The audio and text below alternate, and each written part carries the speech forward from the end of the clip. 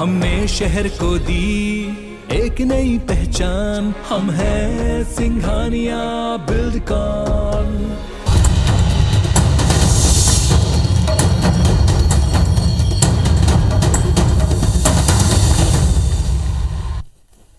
नमस्कार, बहुत स्वागत है आप सबका। मैं हूं पुनीत पाठक और छत्तीसगढ़ की दिन भर की बड़ी खबरें विस्तार से जानेंगे।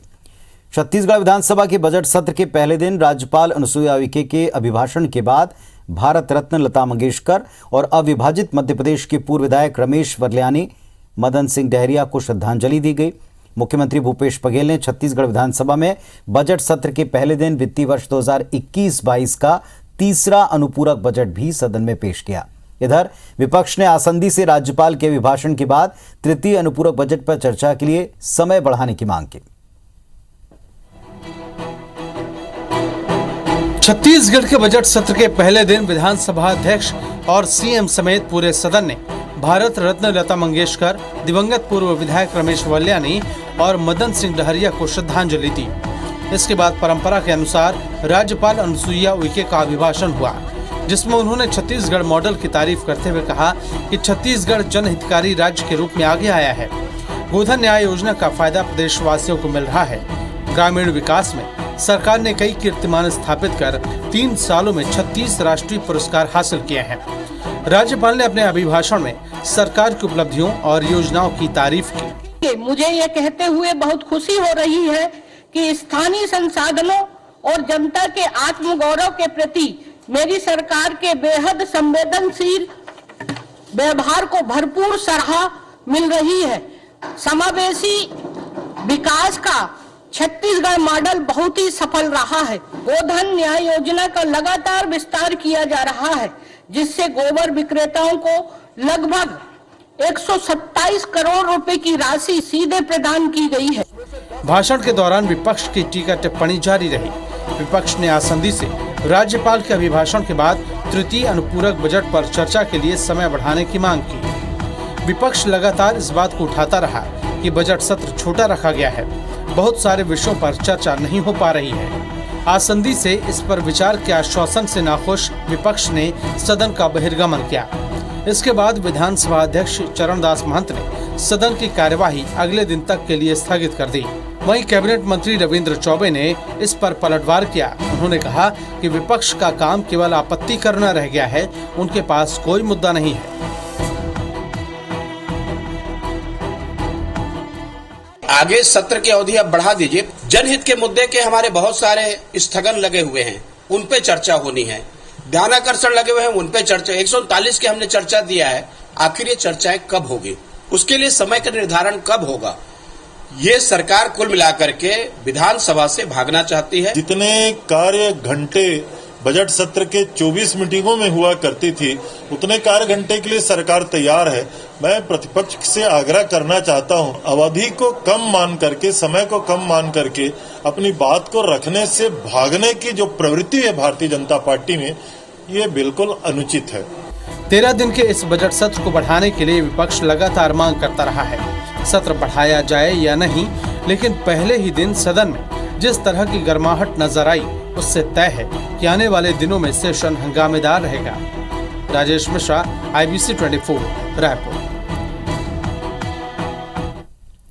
मुख्यमंत्री भूपेश बघेल ने अंतर्राष्ट्रीय महिला दिवस पर प्रदेश की महिलाओं को बड़ी सौगात दी। उन्होंने आज राजधानी रायपुर के BTI ग्राउंड पर आयोजित राज्य स्तरीय महिला सम्मेलन में सुरक्षित मातृत्व के लिए 5 हितग्राहियों को 5-5 हजार रुपए का चेक देकर कौशल्या मातृत्व योजना का शुभारंभ किया। इस योजना के तहत दूसरी बेटी के जन्म पर महिला हितग्राहियों को एक मुश्त 5,000 रुपए की सहायता राशि देने का प्रावधान है। मुख्यमंत्री ने प्रदेश की सभी बहन बेटियों और माताओं को अंतर्राष्ट्रीय महिला दिवस पर बधाई दी। कहा कि छत्तीसगढ़ की संस्कृति में हमेशा महिलाओं का ऊंचा स्थान रहा है। सीएम ने उत्कृष्ट कार्य करने वाली आंगनबाड़ी कार्यकर्ता और महिलाओं की मदद करने वाले स्व सहायता समूह को भी सम्मान प्रदान किया। सखी वन स्टॉप सेंटर और नवा बिहान योजना में बेहतर कार्य करने वाले अधिकारियों को भी सम्मानित किया। सीएम ने महिला स्व सहायता समूह की प्रदर्शनी का अवलोकन किया।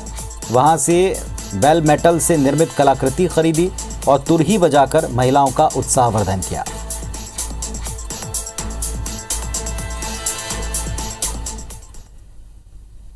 IBC 24 ने हमेशा से सामाजिक सरोकार को प्रमुखता दी और इसी कड़ी में अंतर्राष्ट्रीय महिला दिवस के अवसर पर रायपुर में IBC 24 शक्ति सम्मान का आयोजन किया गया, जिसमें मुख्य अतिथि के तौर पर प्रदेश की राज्यपाल अनुसुईया उइके शामिल हुई।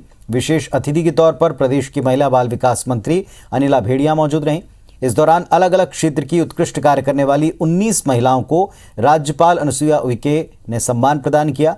IBC 24 से खास बातचीत में मंत्री अनिला भेड़िया ने कहा कि उनकी सरकार महिलाओं के सम्मान के साथ हर मदद की कोशिश कर रही है। सरकार की योजनाओं में ज्यादातर फोकस महिलाओं पर है।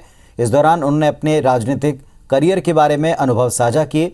वहीं राज्यपाल अनुसुईया उइके ने IBC 24 की इस पहल की सराहना की। कहा कि हर साल IBC 24 ऐसे आयोजन कर समाज को जागरूक करने का काम कर रहा है। महिलाएं ठान ले तो कुछ भी कर सकती हैं, जिनमें हौसला होता है वो बाजी मार जाते हैं। आयोजन में IBC 24 के CEO विवेक पारक ने सभी अतिथियों का स्वागत करते हुए कहा कि महिलाएं आज हर क्षेत्र में बेहतरीन काम कर दुनिया को दंग कर रही हैं। ऐसी महिलाओं का सम्मान करते हुए हमें भी गर्व महसूस हो रहा है।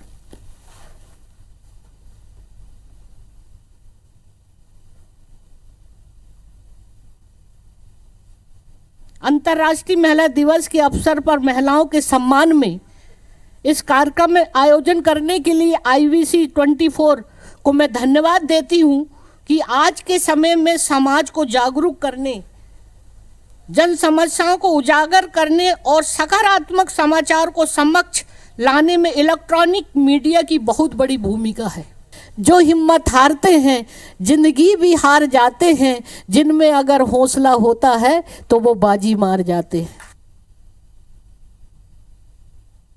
चाहे वो ग्रामीण क्षेत्रों में हो, चाहे शहरी क्षेत्रों में हो, आप सब देख रहे होंगे कि गौठानों के माध्यम से हमारी महिला बहनें कितनी अच्छी काम कर रही हैं। कई उद्योग धंधे चालू कर लिए हैं। समझ के हमारे आदरणीय मुख्यमंत्री जी हर जगह महिलाओं के सहयोग करने के लिए खड़े हैं, हर जगह उनकी व्यवस्था करने के लिए खड़े हैं। जब भी अंतर्राष्ट्रीय महिला दिवस का मंच सजता है तो हम सब उन प्रेरक महिलाओं से रूबरू होते हैं जिन्होंने अपने नाम और काम को एक मुकाम तक पहुंचा चुका है। IBC 24 ने पिछले वर्षों की तरह विभिन्न क्षेत्रों में कामयाबी हासिल करने वाली महिलाओं ने अपना परचम लहराया है और उन्हीं को सम्मान देने का सिलसिला भी जारी है। राजनांदगांव जिले के छुईखदान नगर पंचायत अध्यक्ष दीपाली जैन के खिलाफ अविश्वास प्रस्ताव लाया गया। बीजेपी के 6 पार्षदों ने अपने अध्यक्ष के खिलाफ वोट भी किया। इससे नगर पंचायत अध्यक्ष को पद से हटना पड़ा। अविश्वास प्रस्ताव में 15 में से 12 मत नगर पंचायत अध्यक्ष के खिलाफ पड़े। 15 वार्ड वाले नगर पंचायत छुईखदान में 9 पार्षद बीजेपी के और 6 पार्षद कांग्रेस के निर्वाचित होकर आए थे, लेकिन बीते 2 साल से अध्यक्ष और पार्षदों के बीच तालमेल की कमी साफ साफ दिखी। इसके चलते छुईखदान के विकास की गति धीमी पड़ गई। बीच बीच में कमीशनखोरी की बात उठी। ये मुद्दा नगर पंचायत अध्यक्ष को पद छोड़ने के लिए लगातार हावी होता रहा। अविश्वास प्रस्ताव को लेकर दीपाली जैन ने कहा कि 9 में से 3 पार्षद पार्टी के साथ खड़े रहे, बाकी पार्टी से गद्दारी करके पार्टी का नाम खराब कर गए। अविश्वास प्रस्ताव को लेकर नगर पंचायत के CMO प्रमोद कुमार शुक्ला ने कहा कि अविश्वास प्रस्ताव बहुमत से पारित हो चुका है, अध्यक्ष अपने पद से हट गए हैं। अविश्वास प्रस्ताव के समर्थन में कुल 12 मत पड़े और अविश्वास प्रस्ताव के विरोध में 3 मत पड़े हैं। अविश्वास प्रस्ताव बहुमत से पारित हो गया है एवं अध्यक्ष अपने पद से हट गई है। जो भी निर्णय लेना होगा, जिन्होंने पार्टी के विरोध में जाके काम किया है, वो पार्टी के सीनियर हमारा नेतृत्व जो है वो डिसाइड करेंगे। जशपुर जिले में IBC 24 की खबर का बड़ा असर हुआ। जिले में लाल चंदन के प्लांटेशन की आड़ में सैकड़ों किसानों से लाखों रुपए की ठगी की खबर को प्रमुखता से दिखाने के बाद पुलिस ने इस गिरोह के सरगना समेत 3 ठगों को आंध्र प्रदेश से गिरफ्तार कर लिया। पुलिस ने आंध्र प्रदेश के चित्तूर जिले से ठग गिरोह के रमन्ना को पकड़ा। इसके बाद वासुदेव रेड्डी और M लोकेश को भी गिरफ्तार कर लिया। इन ठगों ने लाल चंदन का प्लांटेशन लगाने वाले किसानों को सिंचाई, बोर खनन, बाउंड्री वॉल की लुभावनी योजना बताते हुए लाखों रुपए ऐंठे थे। घटमुंडा गांव के पीड़ित किसानों की कुनकुरी थाने में शिकायत किए जाने के बाद इन बदमाशों के विरुद्ध धोखाधड़ी का मामला दर्ज किया गया।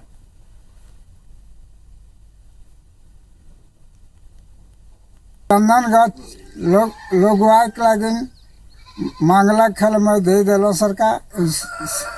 बाहर कर कहीं आदमी रहला को बाहर कर आदमी के मैं नहीं पालना सोचे मैं लगवाए दिलो। लगवाल कर बाद 2.5 लाख रुपया में देवाल हाथा लगवा के देव और बोर करवा देव कह के लेलक और पैसा के।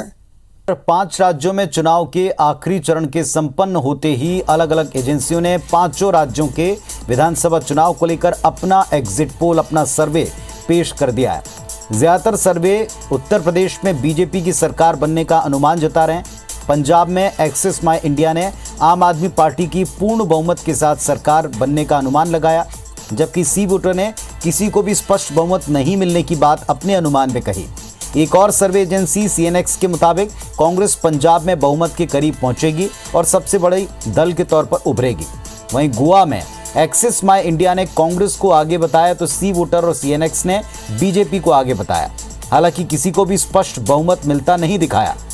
उत्तराखंड में एक्सिस माई इंडिया के मुताबिक बीजेपी को बढ़त है, जबकि सी वोटर के मुताबिक कांग्रेस पार्टी की बढ़त है और वो सरकार बना सकती है। इधर पूर्व के राज्य मणिपुर विधानसभा में ज्यादातर सर्वे बीजेपी के गठबंधन को जीत दिखा रहे हैं, आगे बता रहे हैं।